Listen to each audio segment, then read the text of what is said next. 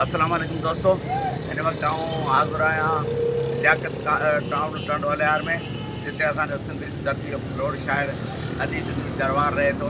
असां साईं सां मिलण आया आहियूं ऐं प्रोग्राम बहिराणे जा मोती जे लाइ साईं जो इंटरव्यू करण आया आहियूं। इंशाअल्लाह साईं जो इंटरव्यू करे पोइ हितां ऐं सिंध धरती जो भलोड़ शाइर साईं अली दरबार हिन वक़्तु असां सां गॾु मौजूदु आहे। ऐं साईं खां कुझु गज़ल या आज़ाद नज़म वग़ैरह जेको साईं जी शाइरी में साईं वटि मौजूदु आहे हींअर मवाद साईं जे घर जी असल में तमीरात पियल आहे, हुन करे साईं जो मवाद कुझु अॻियां पोयां थियल आहे। हिन वक़्तु साईं वटि जेको कुझु बर्ज़बान यादि आहे उहो साईं खां पुछंदासीं। साईं अस्सलाम वालेकुम। वालेकुम। कहिड़ा हाल आहिनि साईं? ख़ुशि आहियो? साईं तव्हां हूं बि कंहिं तारीफ़ जा मोहताज कोन आहियो ऐं तव्हांजी महिरबानी, तव्हां असांखे प्रोग्राम में बहिराणे जा मोती जे लाइ टाइम ॾिनो आहे ऐं तव्हां हर वक़्तु असांजे महफ़िलनि में सिंधी अदबी संगत जे गॾिजाणियुनि में तव्हां मौजूदु हूंदा आहियो ऐं असांजी दिलि चयो पिए त तव्हां खां शाइरी जे हवाले सां कुझु ॿुधिजे ऐं उन करे तव्हांजी महिरबानी, तव्हां असांखे टाइम ॾिनो आहे। ऐं तव्हां कॾहिं खां शाइरी करियो पिया साईं? सही ऐं महिरबानी तव्हांजी, अलाह साईं तव्हांखे ख़ुशि रखे, असांखे हिन लाइक़ु सम्झव। ऐं आउं जेको सो तक़रीबन 1986 खां वठी जी ऐं कची पकी शाइरी कंदो रहियो आहियां, जंहिंमें पाबंद शाइरी मूं तमामु घटि कई आहे। साईं ॿ टे गज़ल आहिनि सही, पर आज़ाद नज़म नसरी नज़म मुंहिंजा काफ़ी आहिनि। हा ऐं उनमें मुंहिंजा 2 गज़ल जेके आहिनि से रेडियो पाकिस्तान ते छोटे जोगी जे आवाज़ में रिकॉर्ड बि थियल आहिनि माशाल्लाह। ऐं म्यूज़िक लाइब्रेरी जेका रेडियो पाकिस्तान हैदराबाद जी उन में मौजूदु आहिनि। केटलाग जेको छपरायो हिन रेडियो पाकिस्तान वारनि कंप्यूटराइज़ उन में बि ज़िक्र आहे। ऐं बाक़ी नज़म आज़ाद नज़म कुझु आहिनि। आज़ाद नज़म मुंहिंजे ख़्याल में तव्हां वधीक लिखिया आहिनि। वधीक लिखिया आहिनि। सही, तव्हांखे कीअं थो लॻे आज़ाद नज़म सवलो आहे या गज़ल गीत वाई काफ़ी? आज़ाद नज़म जेको आहे उहो नसरी नज़म आज़ाद नज़म उन में पाबंदी खां आजो आहे, हालांकि उन जा बि कुझु उसूल आहिनि तय थियल, जंहिंजो शेख रियाज़ ऐं ॿियनि ज़िक्र कयो आहे। तनवीर अब्बासी उन मुतलिक़ कुझु वज़ाहत बि कई आहे, पर पोइ बि वरी घणी पाबंदी खां आज़ादु आहे। पर गज़ल आहे, गीत आहे, काफ़ी आहे, वाई आहे, इहे शयूं जेके आहिनि इहे माना पाबंदी जे दायरे में अचनि थियूं। इन जा मान मापा तय थियल आहिनि। अच्छा, हिन वक़्तु ताईं तव्हां केतिरी शाइरी कई? मुंहिंजो माना 100 पेजनि जो किताबु ठही सघे थो। आणियो था किताब मूड आहे? अञा किताब जेकॾहिं मवाद हथ अचे थो त मवाद मुंहिंजो नसर में इलाही आहे, 6 किताब खां लॻभॻि थी वेंदा, पर मूंखां फ़िलहालु उहे शयूं माना सहेड़े कोन सघियो आहियां। अच्छा, तव्हां काफ़ी वक़्तु इबरत अख़बार में बि कमु कयो आहे, इदारे में, उते इबरत मैगज़ीन निकिरंदो हो, उन इबरत मैगज़ीन में बि तव्हां कुझु लिखियो? इबरत मैगज़ीन, हर इबरत मैगज़ीन में मुंहिंजो मज़मून हुओ। अच्छा, मज़मून बि ॾाढा भला लिखिया आहिनि। हिकिड़ो करंट ते इशू ते लिखंदा हुआसीं, ॿियो वरी किताबनि ते तबसरा, जेके नवां किताब मार्केट में ईंदा हुआ, इदारे खे दोस्त मोकिलींदा हुआ शाइर हज़रात, उन्हनि ते जेको आहे सो तबसरा लिखंदा हुआसीं। शायदि तव्हांजे किताब ते बि लिखियो तबसरो, सो उहे तबसरा बि मूं जाम लिखिया। ऐं ॿियो शख़्सियतनि ते खाका, जंहिंमें का गुज़ारे वेंदी शख़्सियत, कंहिंजी का वरती हूंदी, कंहिंजी सालगिरह हूंदी हुई, उन्हनि ते मूं लिखियो।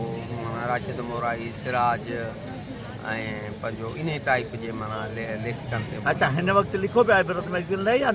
न, हींअर बि मूं 2-3 महीना अॻे 2 मज़मून टे ॾिना हुआ, 2-3 शायदि थिया आहिनि। अच्छा, हाणे बि हिननि ॿिन्ही ईदनि ते उनजे इंचार्ज मूंखे कॉल कई हुई त लिख ईदनि ते, पर आऊं इहे कुझु पंहिंजे मसरूफ़नि सबबु न लिखी सघियोसि। हाणे टियों चौथों ॾींहुं हिते आयो बि उहो इंचार्ज, चवे पारस वाहिद मला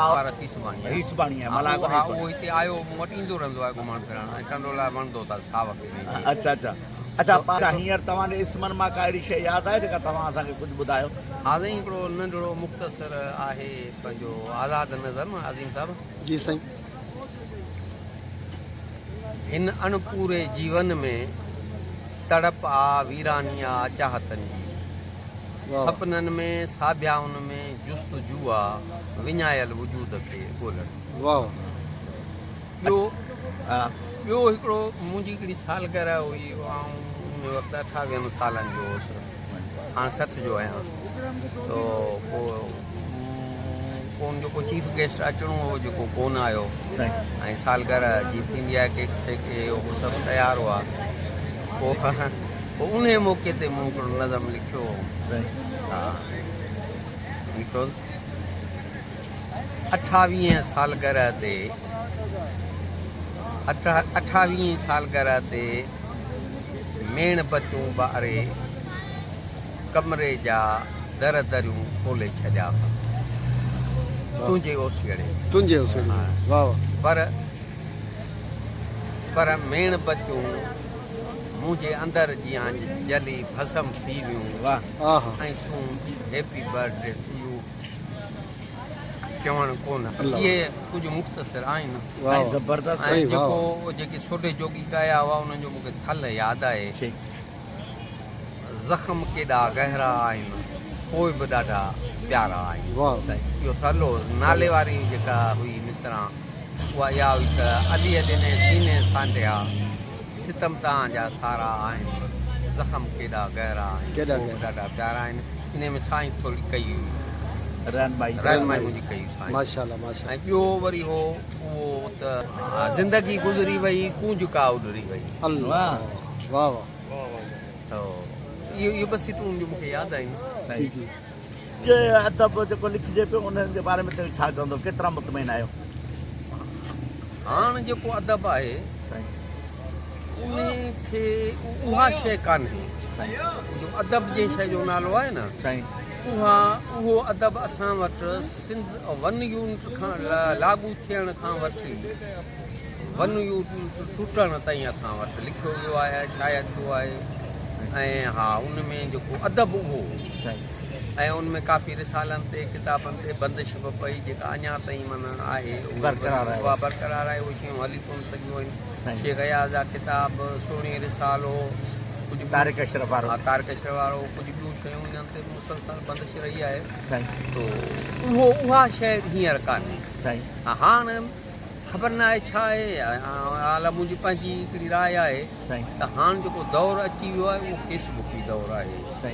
ऐं असां सभु उन जे माना असरनि खां निकिरी न सघिया आहियूं जंहिंजे करे का मयारी शइ जंहिंखे चऊं साम्हूं न पई अचे अच्छा हींअर जेके नौजवान लिखनि पिया उन लाइ को पैगाम हा बसि इहो आहे त दोस्तनि खे शाइरनि खे लेखकनि खे जेको आहे सो माना हक़ीक़त पसंदि ॾांहुं माइल थियणु घुरिजे ऐं जेके हक़ीक़ी शयूं आहिनि साफ़ सुथरियूं शयूं आहिनि जेके मौज़ू आहिनि धरती सां लाॻापियल पाणी जा मसाला ऐं इश्क मोहबत त हाणे इहो रहियो आहे आफ़ाक़ी मसालो रहियो आहे अॼु जी ॻाल्हि कान्हे पर ही जेके धरती सां लाॻापियल शयूं आहिनि मज़लूमनि सां जेके ज़ुल्म थी रहिया आहिनि इन सां कुझु मुतलिक़ कुझु इन्हनि मौज़ूअनि ते कलम खणनि शाइरी बि उन्हनि ते थिए नसुर आहे मज़मून आहे खाको आहे कहाणी में बि उहा शइ आणे सघिजे थी